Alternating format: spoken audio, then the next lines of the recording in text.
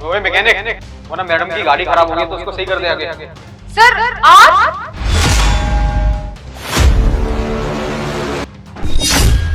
अरे मैडम, ये क्या कर रही हो? इस फटीचर भिखारी के पैर छू रही हो आप? तुम अपनी बकवास बंद करो संदीप। तुम्हें पता भी है ये कौन है? ये तो मैडम कौन है ये? अरे लेकिन तुम कौन हो? मैंने तुम्हें पहचाना नहीं। अरे सर आपने मुझे पहचाना नहीं? मैं शिखा, वही जिसको आपने 8th क्लास में ट्यूशन पढ़ाई थी। और मेरे पास तो ट्यूशन के लिए पैसे भी नहीं थे, आपने मुझे फ्री में पढ़ाया, मेरी मदद की। और ना आज आप ही की वजह से मैं इतनी बड़ी कंपनी की ऑनर हूँ। अच्छा शिखा ओझा, याद आया, और मैंने 8th क्लास में ट्यूशन दिया था। हाँ मुझे याद हो तुम। हाँ सर, मैं वही शिखा हूँ जिसको आपने 8th क्लास में ट्यूशन दिया था। अब सर आपको याद आ गया ना? लेकिन सर आपकी हालत कैसे हुई? शिखा, असल में मेरी वाइफ की ना तबीयत खराब हुई थी काफी ज्यादा, एंड उसको कैंसर था। उसके इलाज के चक्कर में मैंने अपनी सारी सेविंग्स, अपनी एफडी सब बहा दी, एंड फिर भी कुछ टाइम तक तो वो ठीक रही, बाद में चल बसी। और काफी लोन्स आ चुके थे मुझ पे, एंड उन लोन्स को भरने के चक्कर में मैंने अपनी प्रॉपर्टी भी बेच दी, एंड जो मेरे पास और थक हार के ना मुझे कोई काम भी नहीं मिल रहा था।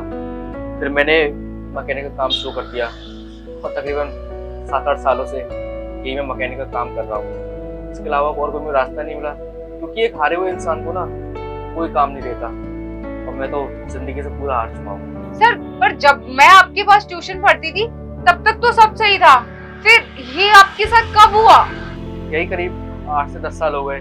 सर ये सब सुनकर हमें बहुत दुख हुआ, लेकिन वो कहते हैं ना कि जो नियति ने लिखा होता है वही होता है इंसान के साथ। पर ना आप बिल्कुल टेंशन मत लीजिए, मेरी इतनी बड़ी कंपनी है, मैं आपकी किस दिन काम आऊंगी। और आपको पता है आप ना मेरे माँ बाप की जगह पर हो, जितनी रेस्पेक्ट मैं उनकी करती हूँ इतनी रेस्पेक्ट आपकी भी करती हूँ।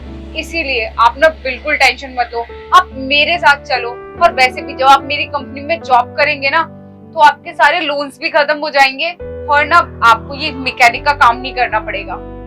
पर शिखा, मैं तुम्हारे साथ कैसे जा सकता हूँ?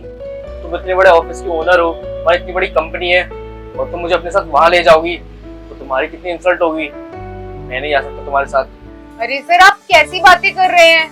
आप मेरे साथ होंगे ना तो आप मेरा सपोर्ट सिस्टम बनेंगे, और आपके होने से मेरी कोई इंसल्ट नहीं होगी। आप इस चीज की बिल्कुल भी टेंशन मत लो।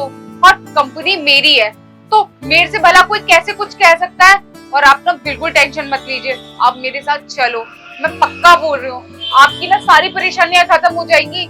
और फिर मुझे भी एक ऐसा विश्वास वाला एम्प्लॉय चाहिए ही था अपने ऑफिस में जो मेरा सारा काम संभाल ले और जिस पर मुझे पूरा विश्वास भी हो। और विश्वास के मामले में आप जैसा कौन हो सकता है सर? सर प्लीज मेरी रिक्वेस्ट समझ लीजिए इसे, और प्लीज मेरे साथ चलिए। पर शिखा, सर प्लीज मैं कह रही हूँ ना, आप मेरे साथ चलिए। और कल से ना आप मेरी ऑफिस के एचओडी बनेंगे।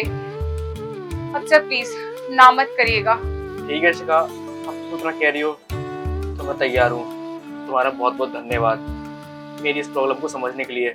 नहीं तो इस हारे हुए इंसान को कोई नहीं समझ रहा था। तुम्हारा बहुत बहुत धन्यवाद शिखा। अरे नहीं सर, आपको ना ये सब करने की कोई जरूरत नहीं है। और वैसे भी थैंक यू तो मुझे आपका करना चाहिए, क्योंकि आज मैं जो भी कुछ हूँ ना सिर्फ और सिर्फ आपकी वजह से हूँ। अब आप देर मत करिए और प्लीज चलिए यहाँ से। चलो संदीप।